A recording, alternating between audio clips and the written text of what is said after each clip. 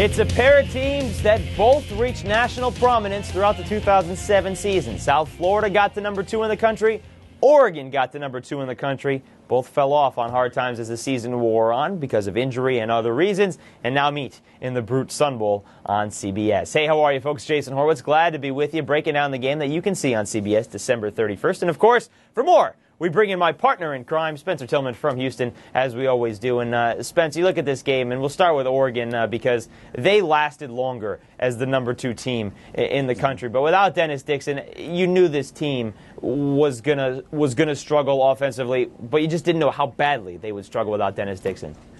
Yeah, well, you know what? It's been evident, and the proof has been in the pudding. They did able to manufacture at least 30 points against Oregon State, but again, that's Oregon State. They're down to Cody Kemp and Justin Roper. These are redshirt freshmen at quarterback right now, and it's problematic. Leaf went down; he was the number 2. And again, it's the recurring theme this year that we've seen at the quarterback position in particular, how important that quarterback is to success offensively. And again, when you're running the spread, there is no more vulnerable position than the quarterback. And Oregon's at a disadvantage. We'll see if that disadvantage can be exploited by the opposition in this game. Well, we'll have to see if that actually takes a toll. But what they do still have is a potential first-round draft pick in Jonathan Stewart. He is a fantastic running back that if people haven't seen yet, or maybe they didn't see the game against Michigan or the game against USC, they certainly should watch this one because he is phenomenal.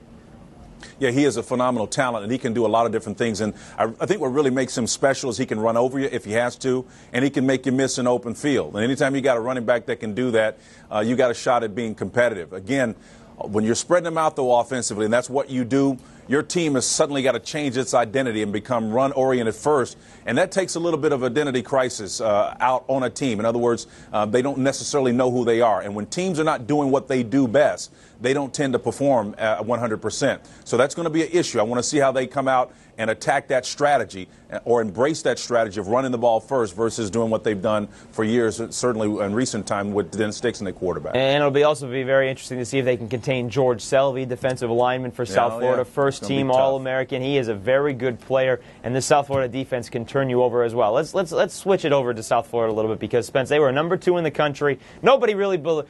I think the skepticism around the country was that they weren't as good as a number 2 team after winning at Auburn and then beating West Virginia on that Friday night, and then they go up to Rutgers on a Thursday night and lose, and it kind of fell off the table from there. But they've had about a month now to get back together. Are we going to see the team, in your opinion, that was more like one that was on the radar and Jim Leavitt was on every TV show, or the one that had 8 turnovers against Cincinnati? Well, it depends on if your quarterback gets the tomahawk haircut. I think that was the downside right there. That's when the bottom fell out for him. It didn't show the maturity needed to have success. I'm just only half joking, but again, I think that's really going to be the key for them. Grothy has got to come out and be that quarterback that can do the counters and the reverses and still move around and run if he has to, and then make the plays. But, this team is going to win this game based on their defense. You mentioned Selvey a moment ago. 31 tackles for losses. That's an NCAA record if he gets it. He's one shy of making that happen. He's a Nagurski Award finalist. This kid, in my opinion, is one of the best, if not the best, defensive end in America, and that includes Dorsey. I know Dorsey's a playmaker, but this kid at what he does is outstanding. He really is the linchpin for what they do defensively. And if he can get going, I think they've got a shot at winning this ball game. Spence, this game's usually a lot of fun to watch since 2000 of the Brute Sun Bowl, or before that with a different sponsor. Only twice has the game been decided by more than 6 points. It has been very close throughout the years. Last year, Oregon State came back, beat Missouri by 1. It was a phenomenal game, and on since 2000, been very close. You expecting a close game between South Florida and Oregon? Well, it's going to be a lower scoring game. I'm comfortable in saying that simply for the obvious reason that Oregon is without their number 1 quarterback. And again, depending on what South Florida can do offensively with Grothy at quarterback, if he can get the ball down the field and create some plays, they're going to have a chance to score points. Because I don't think, despite the great job that Mike Bellotti has done revamping this defense, I don't know if it's going to be enough to get a win because they don't have enough points on the offensive side of the ledger. So I think that South Florida is going to win this ball game. They're going to win it decisively, but it's going to be a lower scoring affair than most people probably think. All right, very interesting to see if that happens. We'll see if the month to get a quarterback in there for Oregon has worked and get him under the system and see if it can pay off. Spence, it's on CBS. It's the Brute Sun Bowl. And, of course, we will see you the next day on the Conaca Minolta Gator Bowl down from Jacksonville. Sir, it's been fun all season long. Really appreciate it and really enjoy it. All right, Jason, we'll see you.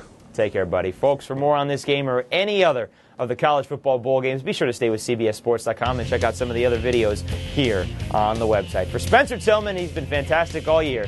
I'm Jason Horowitz. Take care.